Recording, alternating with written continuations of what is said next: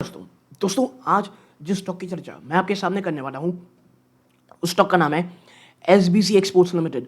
और इतने ज़्यादा सवाल, इतने सारे सवाल इस एक स्टॉक में है क्योंकि इस स्टॉक ने जिस प्रकार का रिटर्न पिछले एक साल में दिया है वो फिनोमिनल है। और वो रिटर्न कितना शानदार है आप देखें, पिछले एक साल में फ्रॉम लोज 122%, बल्कि लोज नहीं कहना चाहिए, अगर आप फ्रॉम लोज देखेंगे टू बी एग्जैक्ट, इसने एक समय अपने निवेशकों को 146% का रिटर्न दिया है, वो भी एक साल से कम समय में 146% रिटर्न।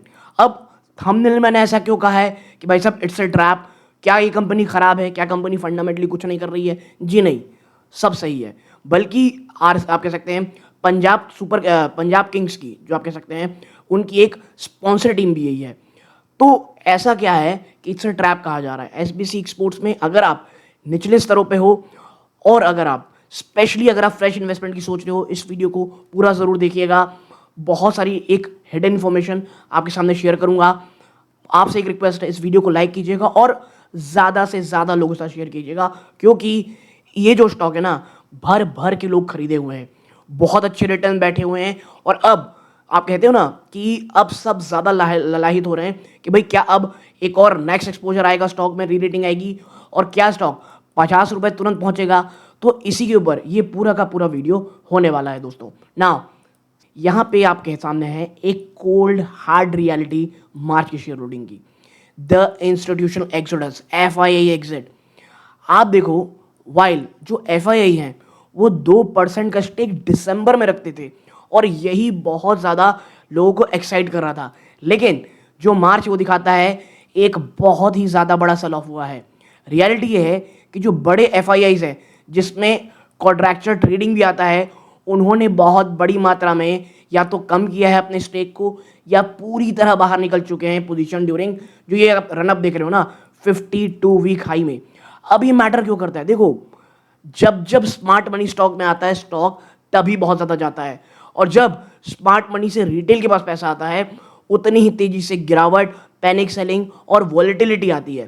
देखो, जब इंस्टीट्यूशनल स्मार्ट मनी एग्जिट करती है, वाइल एक स्टॉक जो अपने ऑल टाइम हाई में नहीं रहता हो, it usually make they believe कि जो वैल्यूएशन है 59 के आसपास, ये आउटपेस कर चुकी है एक्चुअल अर्निंग ग्रोथ को, यानी they are passing the bag. जितना अच्छा रिटर्न, देखो एक बहुत बड़ा जो रिटर्न आना था वो ऑलरेडी इसमें आ चुका है।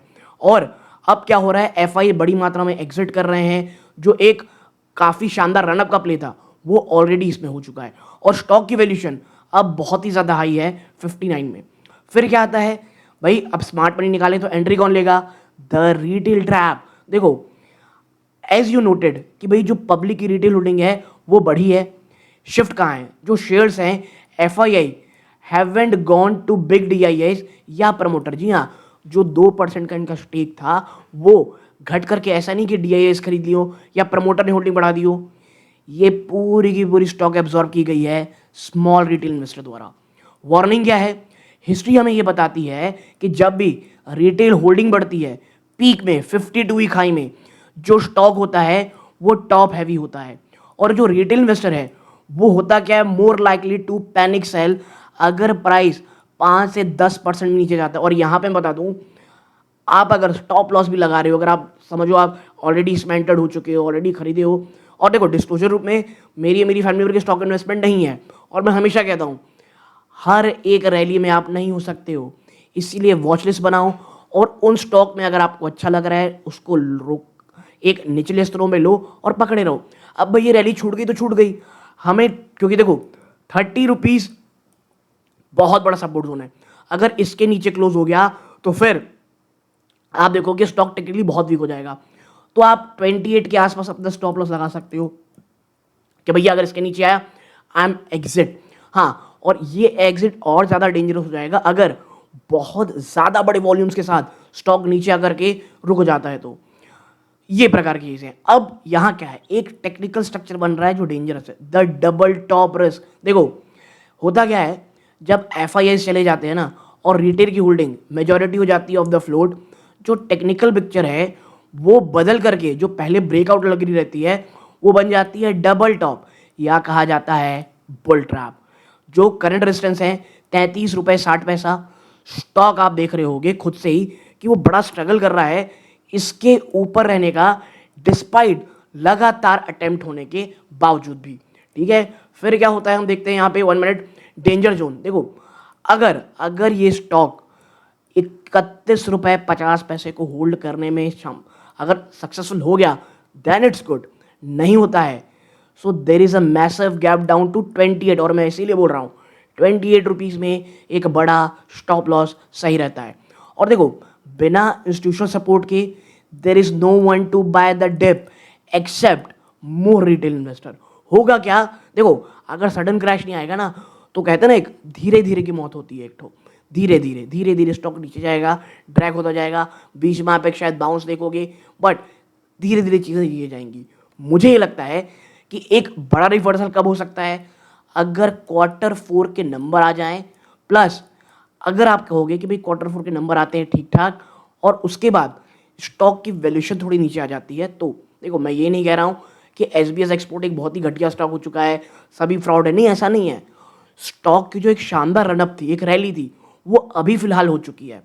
तो देखो अब नया वर्डिक्ट क्या हो सकता है बाय के लिए। देखो अगर आप एक बाय हो तो देखो, given that you have currently identified the worsening shareholding pattern, और जो मेरा जो प्रीवियस स्टैंड था, शिफ्ट टू एक्सट्रीम कॉशन। क्योंकि देखो सब बहुत ज़्यादा जो रिटेल इन्वेस्टर है तो बहुत ज़्यादा एक्साइटेड थे, उनमें से मैं भी था, बट अब क्या है ना, थोड़ा हमको कॉशियस होना है। For new buyers this is not the best time to invest, no doubt. Buying into a 52 week high, जब FIS बेच रहे हैं स्टॉक को और रिटेल लगातार खरीद रहे हैं, ये क्लासिक रेसिपी है कि टॉप में फंसने की। फिर होता क्या है, निवेशक 33 रुपये में 5,000 2,000 शेयर पकड़े रहते हैं। अच्छा, अगर आप करेंट होल्डर्स हो, इफ यूर इन प्रॉफिट अभी बुक करो, प्लीज डोंट वेट। एक हाइपोथेटिकल 40 रुपये आसपास आएगा तब करूंगा।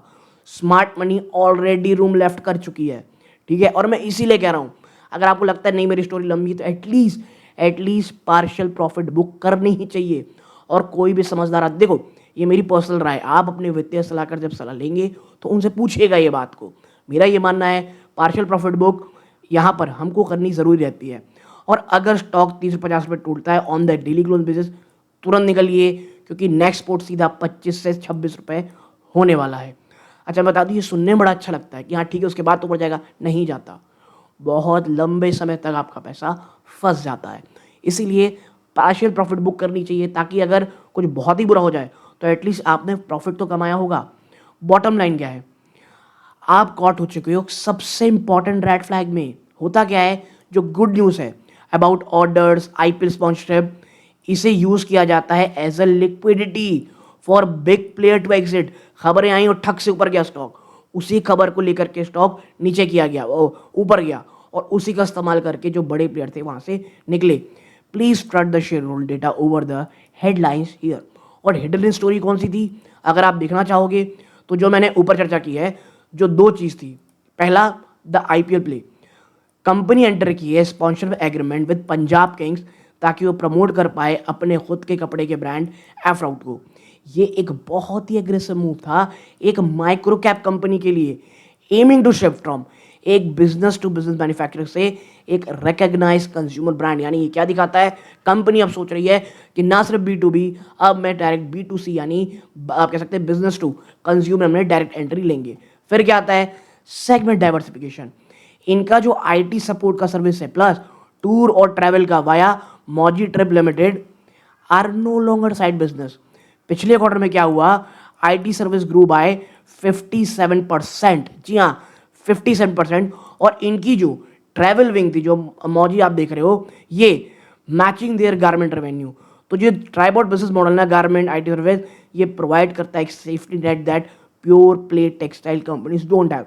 और मैं बार बार इसीलिए कह रहा हूँ आपसे दैट प्लीज़, ये जो चीज़ है ना, मैं ये नहीं कह रहा हूँ कि SBC एक्सपोर्ट एक बहुत ही खराब कंपनी, जी नहीं, बहुत अच्छी कंपनी है, लेकिन ये जो न्यूज़ है ना, ये ऑलरेडी प्राइस इन हो चुकी है। और 146% का जो रिटर्न एक साल से भी कम समय में आपको मिला है, वो इसी के लिए मिला है। और वो भी कब, जब बाजार बहुत वीक था, ठीक है। तो ये तमाम प्रकार की चीज़ें हैं जो आपके सामने हैं। पिछले 2-4 हफ्तों में जो अच्छी चीज़ें हुई हैं, उसमें पहला है दोस्तों, वो है ऑर्डर बुक। कंपनी ने रिसेंटली सिक्योर किया है 45 करोड़ का repeat export order from Hawks readymade garment Dubai, followed by 10.77 crore का man power contract from IIT Jodhpur. यानी आपको मैन पावर का भी, और मैं इसीलिए कह रहा हूँ कंपनी इट्स नॉट बैड, बस बात यह है बहुत सारी चीज़ें ऑलरेडी प्राइस इन है। अगर आप बहुत हाई रिस्क इन्वेस्टर, आपका वित्तीय सलाहकार आपको बोल रहा है कि this is your stock, please बहुत सोच समझ के लीजिएगा यहाँ पे, ठीक है।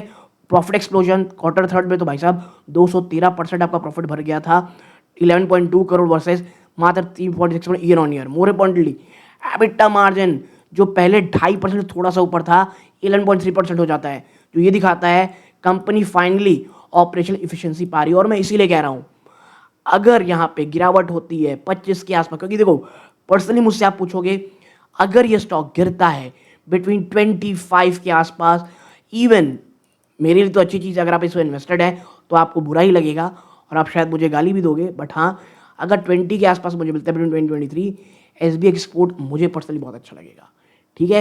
ये मेरी पर्सनल राय, क्योंकि मैं इसमें एंट्री नहीं रखा हूँ।